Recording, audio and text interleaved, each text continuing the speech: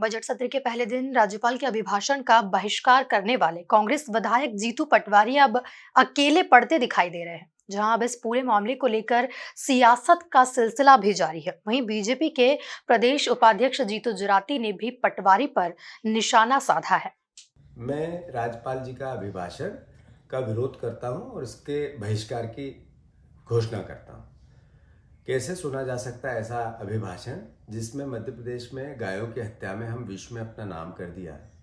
1 रुपया 60 पैसा मेरी गाय माता की रख रखाव के लिए सरकार ने दिया था, जो अपने आप में बताता है कि गाय की हत्यारी सरकार है। कैसे सुना जा सकता है इस बजट को, इस अभिभाषण को, जिसमें लोकतंत्र की हत्या की गई। पंचायत चुनाव, स्थानीय निकाय के चुनाव इस सरकार ने नहीं कराए। क्यों? कैसे सुना जा सकता है इस प्रदेश के ऐसे अभिभाषण को जिसमें 3 लाख करोड़ के कर्जे में मेरे प्रदेश को ला दिया।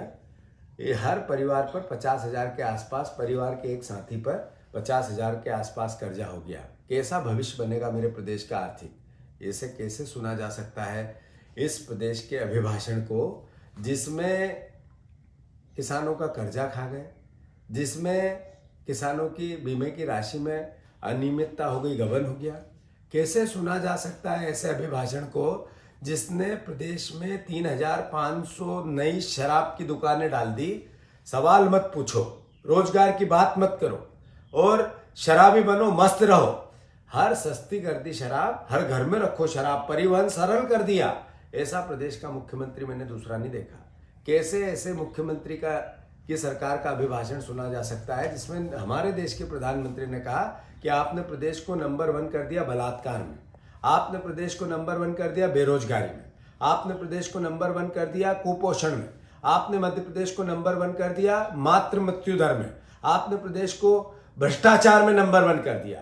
कैसे सुना जा सकता है ऐसे प्रदेश की सरकार को जिसमें बिजली के बिलों से परिवार के लोग हाहाकार मचा रहे हो? कैसे सुना जा सकता है?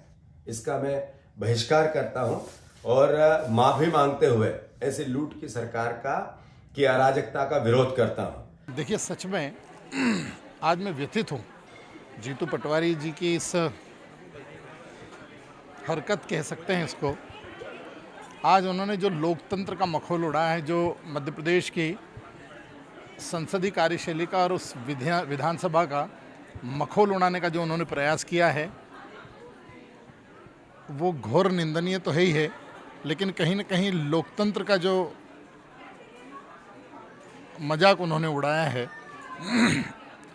वो सच में पीड़ादायक है, क्योंकि ये परंपरा रही नहीं है मध्य प्रदेश की, और मध्य प्रदेश की नहीं, देश का आप इतिहास उठा करके देखिए, चाहे किसी का भी पक्ष रहा हो, चाहे कोई भी विपक्ष में हो, लेकिन राज्यपाल का अभिभाषण, उसके बाद आपके पास अवसर है, आप सदन में बहस कीजिए, आपको जितना विरोध करना उतना विरोध कीजिए, लेकिन आप अपने सदन से बड़े हो गए, आप अपने नेता से बड़े हो गए, आप आपकी पार्टी की परंपराओं से बड़े हो गए, और आपने जरा सा भी इस बात का चिंता नहीं की ये सब कुछ करने के पूर्व। भाई, प्लेटफॉर्म है विधानसभा, वहाँ पर कर सकते हैं, लेकिन एक प्यारी सी परंपरा है, राज्यपाल का अभिभाषण होता है और माननीय राष्ट्रपति जी का अभिभाषण संसद के अंदर होता है, उसके बाद बहस करने के बहुत सारे विषय होते हैं, मुद्दे होते हैं।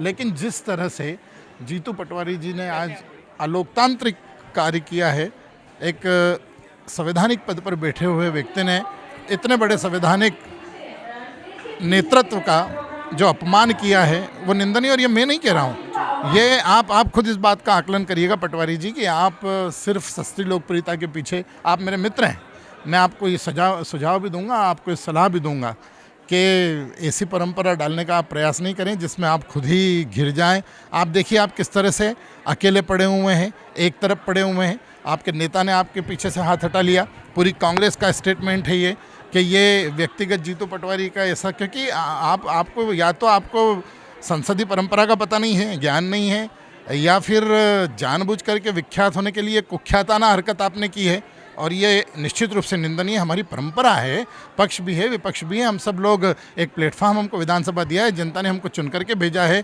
किसी का अपमान करने के लिए नहीं भेजा, और वो भी उनका अपमान जिसके हस्ताक्षर से इस प्रदेश का, इस देश का कानून लागू होता है। हम सब मिल करके सम्माननीय महामहिम राज्यपाल जी के पास पहुँचते हैं, चाहे किसी भी तरह की बात हो, वो जा कर के निर्णय लेते हैं। और उनके अभिभाषण के पूर्व ही आपने पटल पर विषय नहीं आया, माननीय का भाषण नहीं हुआ है, अभिभाषण नहीं हुआ है, उसके पूर्व आप ट्वीट करके कहते हैं, उसके पहले आप सोशल मीडिया पर के कहते हैं।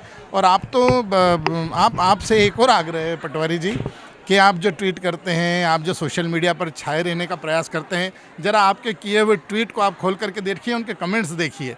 उसके पूर्व में जो आप अपने वाल पर डालते हैं, आपके फेसबुक पर डालते हैं, आप जिस तरह के कमेंट्स करने का प्रयास करते हैं, ज़रा पलट करके देखिए तो सही कि लोगों की मंशा किस तरह की आपके प्रति है। आप सोचिए ज़रा, आप नौजवान हैं, निश्चित रूप से कार्य करने का जज्बा होना चाहिए, ध्येय होना चाहिए, लेकिन इस तरह का कुख्यात होकर के विख्यात होने की परंपरा को बंद करिए। कभी आप पार्टी को तेल लेने भेज देते हैं, कभी आप गई पार्टी तेल लेने, कभी किस तरह के बयान। लेकिन आज तो जो आपने किया है वो आप बताइए कि कोई एक व्यक्ति आपके पक्ष में अगर कोई खड़ा हो तो आपने संसदीय कार्यकाल का अपमान किया है, आपने ये घोर निंदनीय कार्य किया है। मैं कभी भी इस तरह का बात नहीं करता, लेकिन हम इस प्रजातंत्र से जुड़े हैं, लोकतंत्र से जुड़े हैं, और इस प्रदेश का नागरिक होने के नाते मैं बहुत भर्त्सना करता हूं, और आपसे भी ये प्रार्थना करता हूं और ईश्वर से भी करता हूं कि आपके पास हो ना हो, लेकिन ईश्वर आपको सद्बुद्धि दे। ये सब वही है ना, क्या है ये, क्या है ये सामने अब जिस तरह का वो कर रहे हैं।